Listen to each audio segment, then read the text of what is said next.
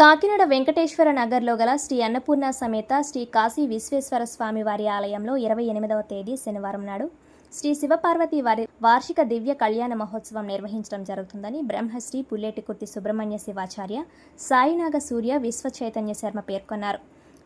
ఈ సందర్భంగా వారు విలేకరులతో మాట్లాడుతూ ఆలయ స్థాపన సందర్భంగా స్వస్తి శ్రీ చంద్రమాన శ్రీ పరాభవనామ సంవత్సరం చైత్రశుద్ధ ఏకాదశి సందర్భంగా శివపార్వతి కళ్యాణం నిర్వహించడం జరుగుతుందన్నారు.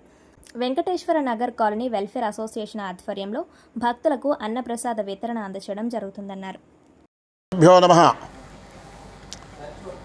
అన్నపూర్ణ సమేత కాశీ విశ్వేశ్వర స్వామి వారి దేవాలయంలో 28/3/2026 శనివారం ఏకాదశి చైత్రశుద్ధ ఏకాదశి ఆలయం ప్రతిష్ఠ అయిన సందర్భముగా స్వామివారి వార్షిక కళ్యాణ మహోత్సవము అత్యంత వైభవపేతంగా జరుగుతుంది. ఈ కార్యక్రమంలో వెంకటేశ్వర నగర్ వెల్ఫేర్ అసోసియేషన్ వారి ఆధ్వర్యంలో అన్న ప్రసాదం కూడా అందజేస్తున్నాం. కావున ప్రతి ఒక్కరూ కూడా ఆలయం వచ్చి స్వామివారి దర్శించి ఆ ప్రసాదం స్వీకరించి ఆనందించి స్వామివారి గొప్పగా పాత్రలు అవ్వాలని అందరం కూడా మరీ కోరుచున్నాం. నా పేరు పుల్లేటికుర్తి సుబ్రహ్మణ్య శివాచార్య. శ్రీ అన్నపూర్ణ సమేత కాశీ విశ్వేశ్వర స్వామి వారి కళ్యాణము చూచుట మన నేత్రములు చేసుకున్నటువంటి అదృష్టము.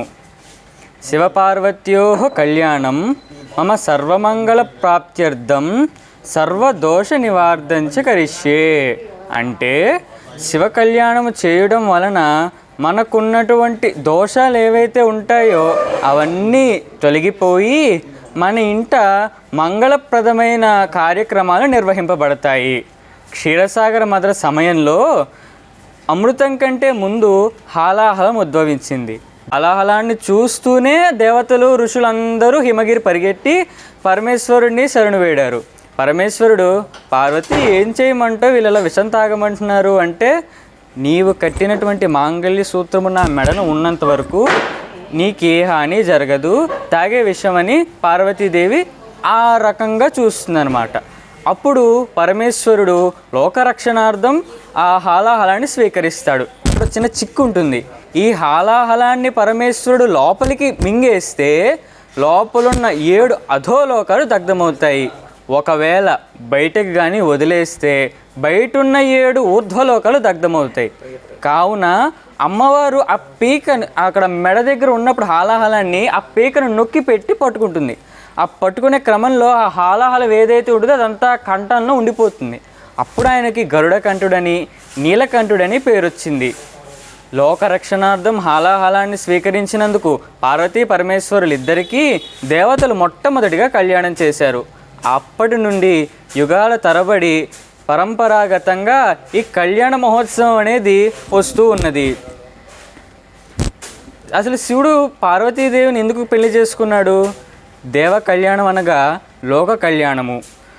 పూర్వం తారకాసురుడనే ఒక రాక్షసుడు బ్రహ్మ కోసం కఠోరమైన తపస్సు చేశాడు. బ్రహ్మదేవుడు నీకు శివుని యొక్క సంతానం వల్ల తప్పించి ఇంకెవరి చేత మృత్యువు సంభవించదు అనే ఒక వరాన్ని ఇచ్చాడు. అప్పటికే శివుడికి సంతానం లేదు. కావున తానని చంపేవారు లేరని గర్వంతో తారకాసుడు లోకాలన్నింటినీ హింసించడం మొదలుపెట్టాడు. ఆ బాధ తట్టుకోలేక ఇంద్రాది దేవతలందరూ శ్రీ మహావిష్ణువుని శరణు వేడారు. అప్పుడు ఆపద్బాంధవుడైన శ్రీ మహావిష్ణువు శివపార్వతి కళ్యాణము జరిగి వారికి కుమారుడు సంభవించేంత వరకు ఈ తారకాసురుణ్ణి ఇంకెవరూ సంహరించలేరని సెలవిచ్చాడు. అప్పటికే సతీ విరహితుడైన పరమేశ్వరుడు హిమాలయ పర్వతాలలో తపస్సు చేసుకుంటుండగా దక్షుడి యొక్క ధేయురాలైన పార్వతీదేవి శివుణ్ణి సేవించి ఆయనను ప్రేమించి పెళ్లి చేసుకుంది. శివుడికి కలిగిన సంతానం సుబ్రహ్మణ్యేశ్వరుడు